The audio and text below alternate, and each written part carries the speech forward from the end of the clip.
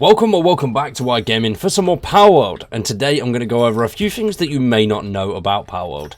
There are many different ways you can approach the game, and many things will hinder you rather than help you.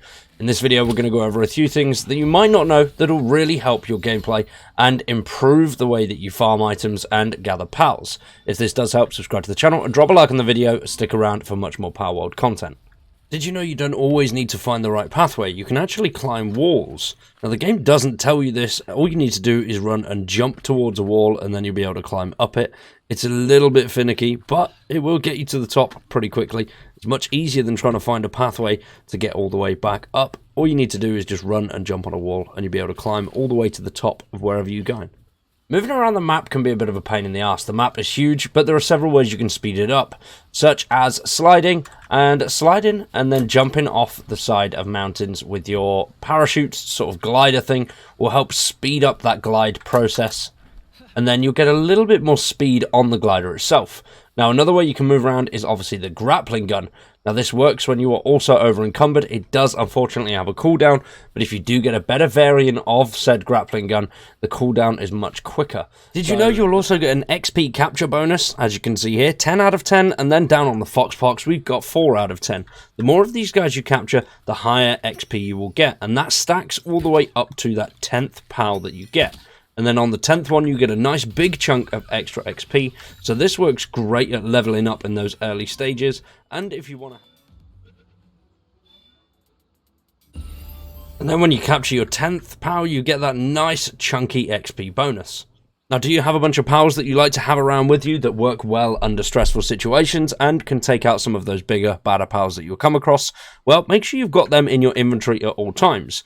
Because as you may or may not know, as you level up and gain XP points, the pals that are with you will also gain XP as well. So if you keep those ones on you that you want to level up nice and quickly, those guys will level up a lot quicker than just having them wandering around your base doing menial tasks. Now this one is a bug, but I'm assuming it'll be fixed soon, and it is actually really helpful. If you've got a lot of food on you, you'll notice down at the bottom left hand corner of the food that is the timer before it goes bad. But if you transfer it into another container, as you can see here, we've got 19 minutes and 26 seconds. It goes straight back up to the full 20 minutes. So all you need to do is transfer things from one container towards the other, especially if you've got a big stack of them. Just transfer them quickly and then transfer them back, and that will reset the timer. I'm assuming this will get fixed relatively soon, but we'll have to wait and see. As you're wandering around the vast islands, you will come across these little loot chests here. Now these actually respawn, so if you do remember the location of them, you can continually come back and grab loads of bits and bobs, just as a quick, easy farm for those sought after things such as gold and arrows to save you crafting them. Now it does take a while for them to come back, but if you've got the location in mind and you're just going across the map, they work really, really well for just restocking. Did you know that you can actually butcher pals as well? All you need to do is have the meat cleaver in your hand and then go up to your desired pal and, well, yeah, open up the menu and then you can butcher them. Now this is just a quicker way of getting the resources, and it doesn't really seem like the rest of them are too bothered.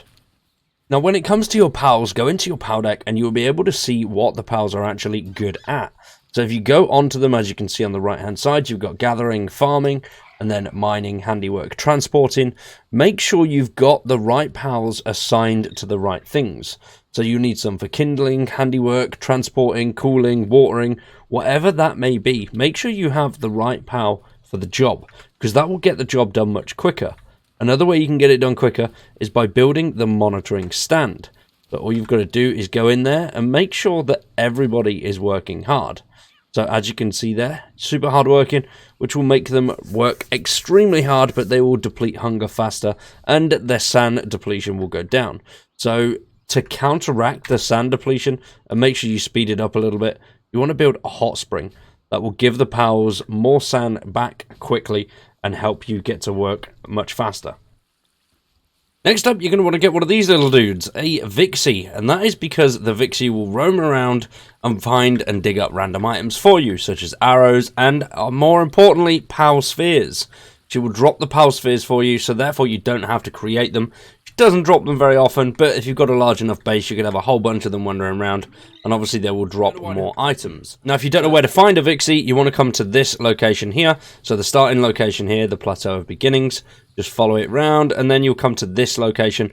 There is a settlement there, but everything is orange. All of the trees are orange, and it's very sort of sandy. So you'll know you're in the right place because it's just full to the brim of orange trees. Are you bored of spending your time around all of these strange animals and need some company? Well, you might want to know this. You can actually capture humans, which works really, really well. They're not as good as actual Pows wandering around helping on your base. They're not that effective. Where this could come in handy though, and it does work really well, is if you capture a wandering trader, or any trader of that matter, you can take them back to your base, and then you have a trader there which will actually help you. And then one of the first things you want to build is the Pow Gear Workbench. Now this thing is absolutely outstanding because it allows you to do various things, such as crafting Foxparks harnesses, Alpaca saddles, Nightwing saddles. Now you want to craft these as soon as you are able to. So if you're not paying attention to what you're actually catching in your Pow spheres, come back here and then you will see which ones you've crafted and which ones you haven't. So all you need to do is head into your inventory, and then as you can see there, you've got your inventory and then key items. Now they don't weigh anything. Now because they don't weigh anything, it's great to just have them on you because you can then spawn in a creature at will and then jump straight on it. You don't need to actually equip these saddles or anything like that to the creatures themselves. You can just have them on your inventory, on your persons, and then any of that creature that you come across, you can use to ride. So if you haven't got the right creature in your deck, what you can do is go out and catch one if you're on the other side of the map, and then if you've got the saddle in your inventory, it will work. Now on your travels, you will come across these strange little statues. Now collect as many of these as you can because they really come in handy, especially towards the start of the game. Then when you've got a whole bunch of the Liftmonk effigies, what you need to do is build the Statue of Power. You will need to unlock it in your skill tree, and then over here you'll be able to enhance your player stats. Now these work really, really well at the start because you can enhance all sorts of things, but capture power is something that you are really going to want to get as soon as you possibly can. Obviously, the more capture power you've got, the easier you're going to be able to capture different pals. Therefore, not go through as much of this paldium.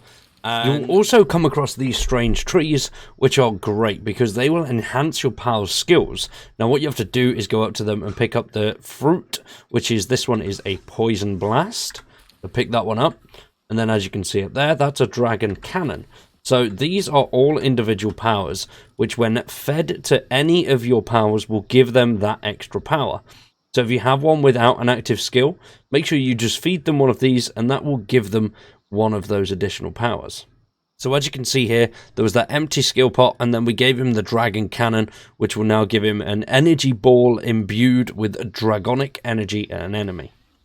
Hopefully you've enjoyed today's video. If you have, you know what to do. Drop a like on it, drop some comments down below. Are there any tips that you would give? Let me know in the comments. For now though, we're going to wrap that one up there. I've been Wired, you guys have been awesome. Massive thanks for watching, and we'll see you in the next one.